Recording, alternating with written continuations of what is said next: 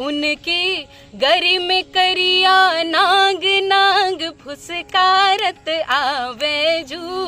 शुरुआत में सिर्फ यही था कि मंदिर आना हुआ, मतंगेश्वर के दर्शन करना हुआ, और उनकी भक्ति के बारे में मैं क्या बताऊं आपको। अतर की तो दो दो सिसियां रे, दो दो सिसियां रे, एक संजा चढ़ाऊं एक भोर रे। क्योंकि अगर वो सुन रहे हैं तो मुझे सिर्फ उनको ही सुनाना है। अगर यहाँ जनता के बीच में भी बैठ के मैं गाती हूँ तो मुझे लगता है सिर्फ मुझे उनको ही सुनाना है। भोले बाबा ड्योरी का बना लो चौकीदार, हम हैं तेरे सेवक और तेरे दावेदार। व्यक्ति जब ईश्वर के साथ एकाकार हो जाता है तो उसके व्यक्तित्व में कई तरह के विकास होते हैं। उसका जीवन सुंदर हो जाता है, उसका गला सुरीला हो जाता है। पर्यटन नगरी खजुराहो की रहने वाली उषा कारपेंटर के जीवन में यही घटित हुआ। उषा कारपेंटर खजुराहो की रहने वाली हैं और एक सामान्य गायिका के तौर पर यहाँ वर्षों से भगवान शिव को अपने भजन सुनाती आ रही हैं। हालांकि भजन सुनाते सुनाते वे एक सामान्य गायिका से लेकर बुंदेलखंड की एक जानी मानी गायिका बन गईं। उषा कारपेंटर बताती हैं कि भगवान शिव का ये मंदिर उन्हें वर्षों से प्रेरित कर रहा है। खजुराहो भगवान मतंगेश्वर के नाम से जाना जाता है। भगवान मतंगेश्वर का वही मंदिर जिनके भीतर मौजूद लगभग 8 फीट ऊंचे शिवलिंग के दर्शन के लिए दुनिया भर से लोग यहाँ पहुँचते हैं। खजुराहो में मौजूद इस मंदिर के कई साधक हैं और इन्हीं साधकों में से एक हैं उषा कारपेंटर। उषा कारपेंटर भगवान शिव को अपने भजन सुनाती हैं और कुछ इस तरह खो जाती हैं। भोले बाबा ड्योरी का बना लो चौकीदार, हम हैं तेरे सेवक और तेरे दावेदार। भोले बाबा ड्योरी का बना लो चौकीदार, हम हैं तेरे सेवक और तेरे दावेदार। दावेदारी तेरी हम करते आए स्वामी, डमरू वाले बाबा हो अंतर्यामी। अंतर्यामी हो तो लगा दो बेड़ा पार, हम हैं तेरे सेवक और तेरे दावेदार। उषा कारपेंटर अपने जीवन की यात्रा के विषय में बताती हैं। वे कहती हैं कि जब वे छोटी थीं तब से ही इस मंदिर में उनका आना जाना हुआ। भगवान शिव से उनका आकर्षण ऐसा रहा कि अपने भजनों को लेकर वे यहीं आ गईं। भगवान शिव को ही अपना सबसे बड़ा श्रोता मान लिया और धीरे धीरे जीवन में तब्दीली आनी शुरू हो गई। तेरे सेवक और तेरे दावेदार। मेरा नाम उषा कारपेंटर है।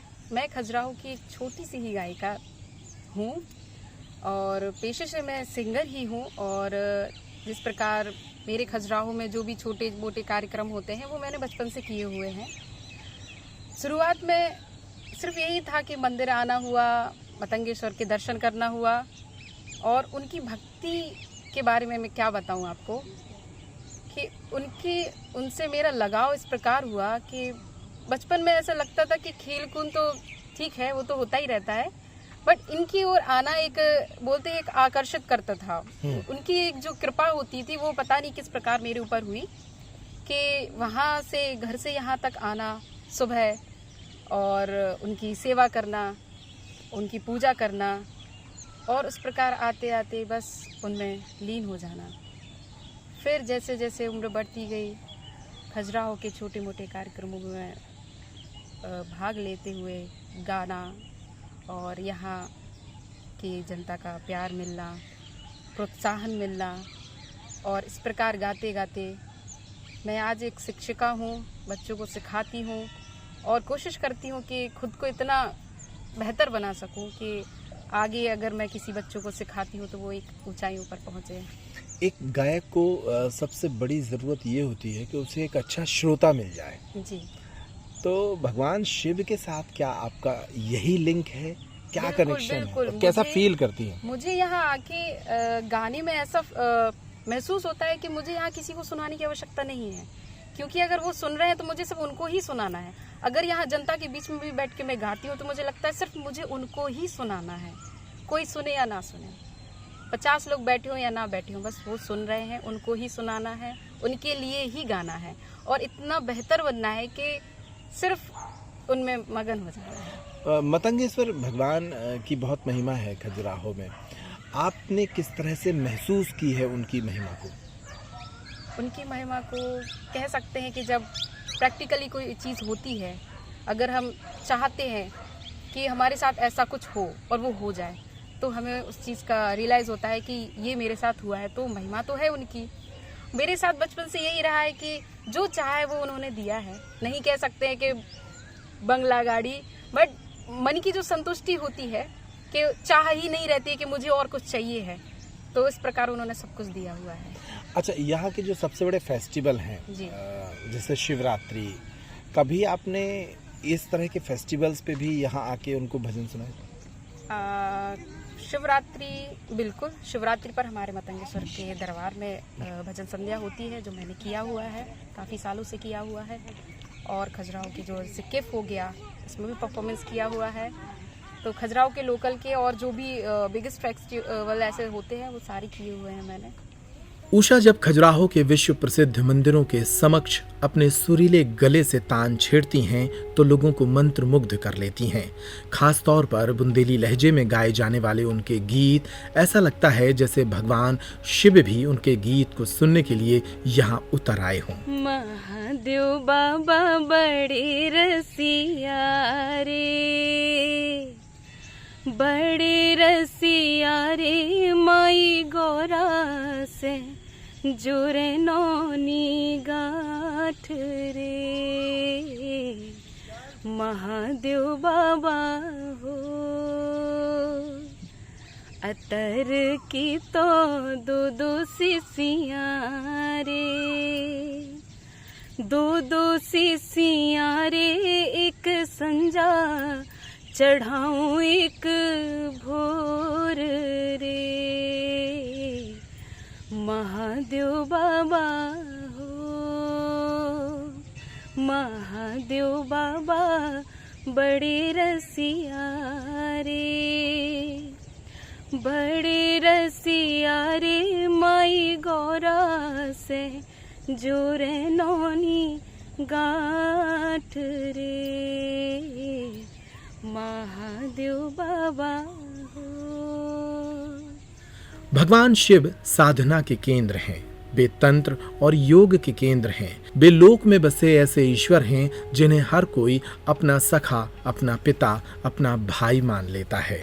भगवान शिव के विवाह पर खजुराहो में कई कार्यक्रम आयोजित होते हैं और उनके विवाह समारोह के दौरान ये गीत उषा कारपेंटर अक्सर गाती हैं। कि भूत नाचे और गाए, भूत नाचे और गाए, भूत नाचे और गाए, और भोला नचे नदिया पे, भूत नाचे और गाए, भोला नचे नदिया पे, भूत नाचे और गाए, भूत नाचे और गाए, भूत नाचे और गाए, भोला नचे नदिया पे, भूत नाचे और गाए, भोला नचे नदिया पे।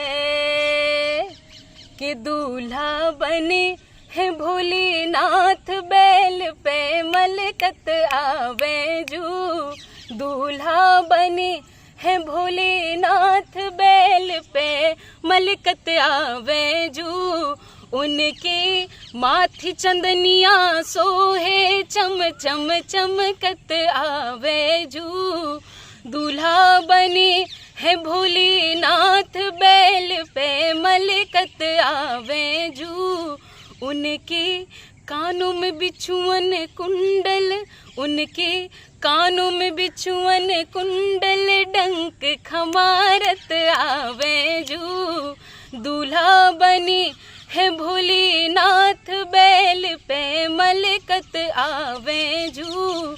खजुराहो यात्रा के दौरान हमारी मुलाकात उषा कारपेंटर से हुई। हमने उनसे कुछ महत्वपूर्ण भजनों को सुना ताकि हमारे दर्शक भी उषा को समझ सकें और भगवान शिव की इस नगरी खजुराहो में रहने वाले लोगों को जान सकें। तो ये थी मुलाकात शिव साधिका उषा कारपेंटर के साथ। तमाम खबरों के लिए बने रहिए पेप्टिक टाइम पर।